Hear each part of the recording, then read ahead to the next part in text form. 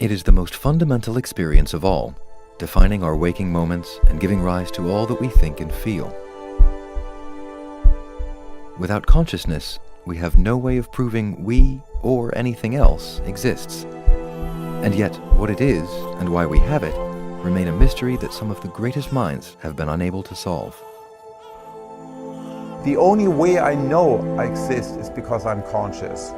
I wake up in the dark of a hotel room, I'm discombobulated because I'm jet lagged, I have no idea where I am, or even who I am, or in what country I am, yet I know I exist because I see something. Rapid advances in our understanding of how the brain works might one day allow us to pinpoint the parts of the brain that generate consciousness. But will something as objective as science be able to explain what it feels like to be us? Consciousness by its nature is private. It's subjective. I know about my consciousness from the first person point of view. Other people can only know about my consciousness very indirectly. Philosophers have been trying to answer some of these questions for millennia. In the past couple of centuries, scientists have joined them. Debate can be fierce. In fact, some scholars reckon the puzzle of consciousness is something the human mind is incapable of solving. I think that's not just wrong, I think it's culpably wrong. It isn't impossible at all. It's just that we have to buckle down and do it. One thing that both disciplines can agree on is that consciousness arises in the brain. Made up of roughly 85 billion neurons and other supporting cells about which we know little, the brain consumes almost 20% of our energy, despite comprising just 2% of our mass. Every so often I get kind of interested in astronomy and cosmology because you look out there and you think, oh gosh, this is amazing, it's almost limitless. But then I turn around and I kind of introspectively think about the brain, and it's kind of like a universe within. We're a long ways of understanding how it works, but if we could get down to figuring out how a neuron works, by God, then we could do it at 2 neurons, and then 4 neurons, and then 4 million neurons, and then 100 million. Helped by developments in imaging, partly pioneered by Dr. Reichel and his team, scientists can study in some detail the 2 enormous folded sheets of outer brain called the cerebral cortex.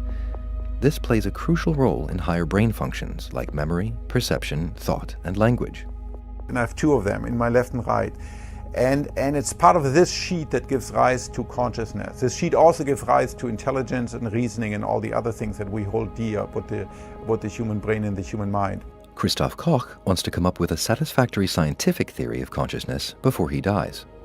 Science wants to explain everything. If science fails to explain the central fact of my existence, I would say then it's a failure. In order to gain a better understanding of how parts of the brain work, scientists often look at bits of it that are broken. There is a little part of the brain called the cerebellum, which is at the back of my brain. If I lose it, I will be unable to, let's say, to dance or be a rock climber, and I have difficulty moving. My speech becomes slurred, but my consciousness will not be impaired. On the flip side, it seems that some parts of the brain may be essential for consciousness. Identifying these so-called neural correlates of consciousness would help pin down what is happening. What might the NCC, the neural correlate of consciousness, be like? Assuming that it's an emergent neuroscientific process. And let me say straight away that we don't know what it's like.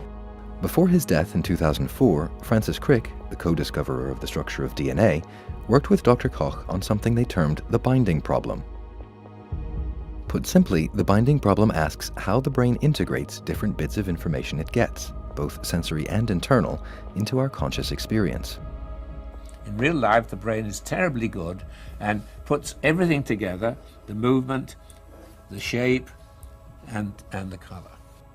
The usual way of saying the binding problem is if you have a red square and a green triangle.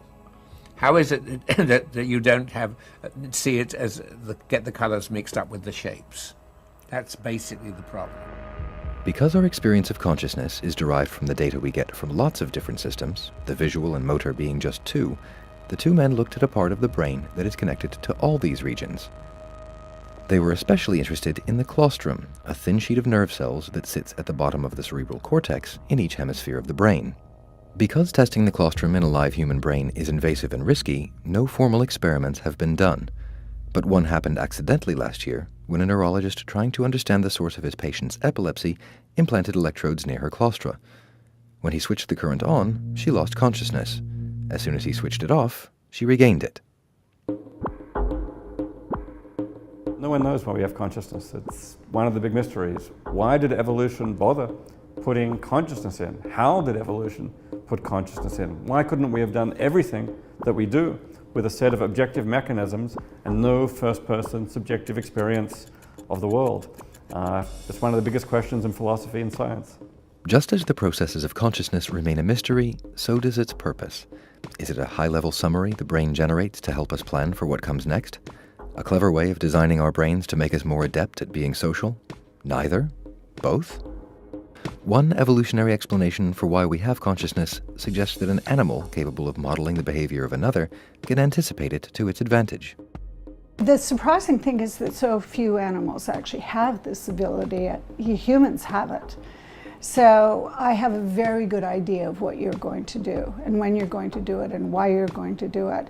And children starting at maybe around 3 years old get that. Janet Metcalf studies something called the theory of mind. Theory of mind is actually a misnomer. The way we test it is whether a person or an animal can give evidence that they can get into the other person's shoes or the other person's mind and see the world from that person's perspective. Now, the test of it is often not just can you see from the viewpoint of the other person, but could you see that someone has a different viewpoint from your own?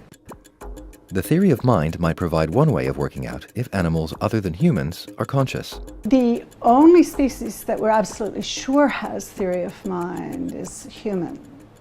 And maybe humans older than roughly 3 years old. It's very controversial whether any other animals have it. They're arguing about whether chimps have theory of mind or not. Before we can have a theory of mind, we must recognize ourselves. For decades, scientists have used something called the Rouge test to see whether animals do just that. Human babies do from about 18 months old. Chimpanzees, presented with mirrors, soon use them to groom themselves, much as we do. Elephants, dolphins, and magpies also can respond to mirrors in ways that suggest self-recognition.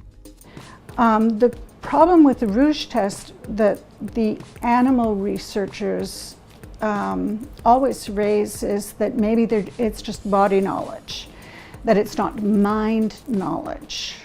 So it was interpreted as the animal knowing that they have a mind, and theory of mind as we normally think about it is related to another person, not to the self. But presumably you have to know that you have a mind before you project that same capability onto someone else. Identifying the neural correlates of self-recognition in animals would be a hard task. But if we were able to do it, comparative studies would be possible. That would be hugely valuable. Science is edging closer to understanding what parts of the brain might be involved in generating conscious experience. By some estimates, we may not be far away from an empirically sound theory of consciousness and how it evolved. But could a physical theory ever satisfactorily address what it is that people are feeling when they are conscious? David Chalmers calls consciousness the hard problem, a deft description for something that is hard to explain and hard to solve. The methods of science right now are great for explaining objective processes and objective functions. So when it comes even to explaining things like the behavior of an organism, you can tell some story about a bit of the brain, a neural process or a computer-like process in the brain that makes us behave a certain way. But the problem of consciousness, what we call the hard problem of consciousness, which is explaining how you get subjective experience from the brain, is not that kind of question. It's not a question about how we behave. It's a question about what it's like, about how it feels from the inside. And it looks like you can explain all those objective mechanisms and objective processes, and you still won't have answered the hard problem, which is why is it that all that functioning is accompanied by consciousness? The hard problem divides philosophers and scientists alike. Some philosophers argue that consciousness can be explained far more simply. A lot of puzzles, no mysteries. We're going to understand it from the bottom up and from the top down. I have no doubt about that. Daniel Dennett argues that consciousness is nothing more than a cognitive illusion that science will, in due course, explain. Our brains have been designed by evolution and then redesigned by cultural evolution to give us a user-friendly system of things in the world that we deal with.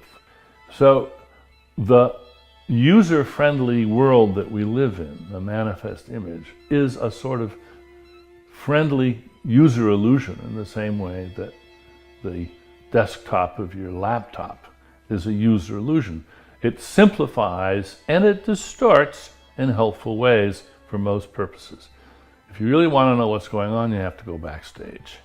And the same thing is true about the brain and consciousness. Until recently, we didn't have very good tools for doing it. The brain was just off limits as distant galaxies. We're now developing the tools for non-invasively studying the brain, and we're now developing the computational ideas and models so that we can understand how a brain can non-miraculously deal with information and refine it and uncover the semantics of the world outside and inside. So we now have the toolkit, and it's taken this long to develop it. Now we just have to use the tools. Perhaps. But for the time being, the puzzle of consciousness continues to pose more questions than it does answers.